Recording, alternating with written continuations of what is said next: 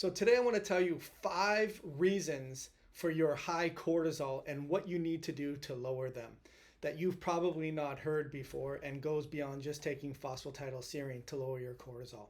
Number 1, histamine.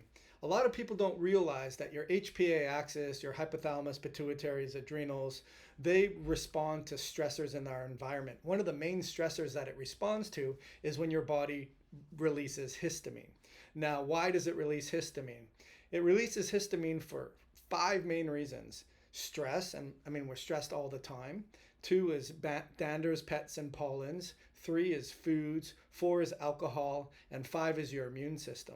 So if you're eating certain foods, gluten or high histamine based foods that are fermented, or have house pets or danders or pets, or it's allergens in the air, or you're under a lot of stress, or you're drinking alcohol, eating gluten, or you're just dealing with these things, chances are you're releasing a lot of histamine. So number 1, you want to be aware of your stress response and the foods you're eating and the pets that you're around. Perhaps you can't change them, or the allergens in the air. You want to be really aware of them to reduce that. There are certain things that can lower it in terms of clearing out histamine in your body, which I would recommend you get a proper genetic test for. But certain things like B vitamins, nutritional yeast, rice bran, any leafy green vegetables, and if it gets really bad, you can use SAMe to help support clearing that out.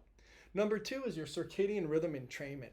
Circadian rhythm entrainment, what does that mean? Well, think about it as when we have light exposure all day under fluorescent lights, we have our cell phones, our notifications, our circadian rhythm becomes disrupted.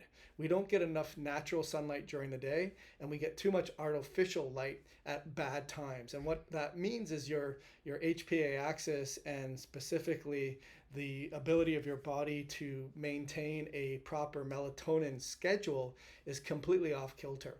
And that causes your body to release too much cortisol, and as a result, your body is not entrained. So what I recommend is making sure you get good sunlight during the day at 3 peak times: when the sun's rising, when the sun is at its peak, and when the sun is setting. If you can get outside and do that, you will naturally entrain your circadian rhythm and lower your cortisol. The third thing is, I never used to recommend a lot of different supplements specifically for the adrenals, but I would recommend an adrenal cocktail. I'm not crazy about pregnenolone or DHEA unless I've done testing, or even adaptogens, because chances are by the time you're using an adaptogen, you're really tired. You got a lot of inflammation. You got a lot of plates that you're spinning. You've been under stress for many, many years. And adaptogens are designed just to boost you up when you're low, or lower you up when you're a little bit high. But when there's a lot of, let's call it miles on the odometer, the adaptogens just don't cut it. And something that's really safe is making your own adrenal cocktail. I can put links underneath the video, but typically you're looking at about 400 milligrams of vitamin C. And I gotta stress, it needs to be natural vitamin C. So nothing that says ascorbic acid, ascorbate. That's fake vitamin C. Camu camu, acerola cherry, things that you're going to get in your reds, your yellows, your greens, your oranges. Fruits and vegetables are going to have a lot of vitamin C. 500 milligrams, which is a good pinch of salt, Himalayan salt, and potassium, which you can get from coconut water. You can also get from cream of tartar, and you can make your own cocktail, which is there to support your adrenals, to be giving them the nourishment that they need so that they can do their job, which doesn't just necessarily mean they're not putting out a lot of cortisol.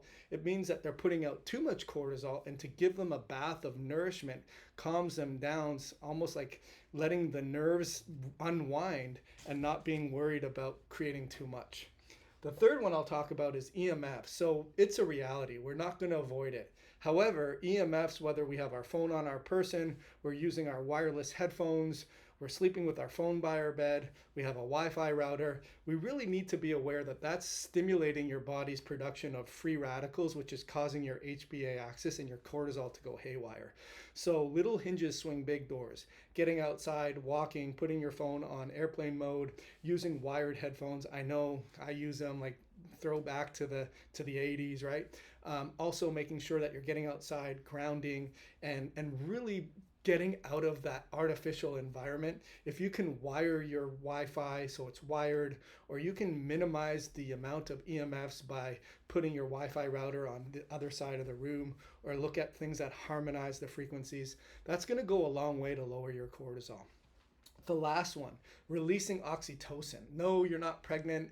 That's sort of the hug drug that we think about, or it secretes milk for pregnant moms. But we're talking about oxytocin in terms of what it does in normalizing your HPA axis. So oxytocin is released, studies have shown, whenever we're doing purposeful activities, or whether we're around people that support us, or the magic of touch and hug and healing and encounters. When you're doing something that you love, if you're hugging a pet, you're doing a sport, you're with your loved ones, everyone's supportive, you're releasing a lot of oxytocin, and that's going to go a long way for lowering your cortisol.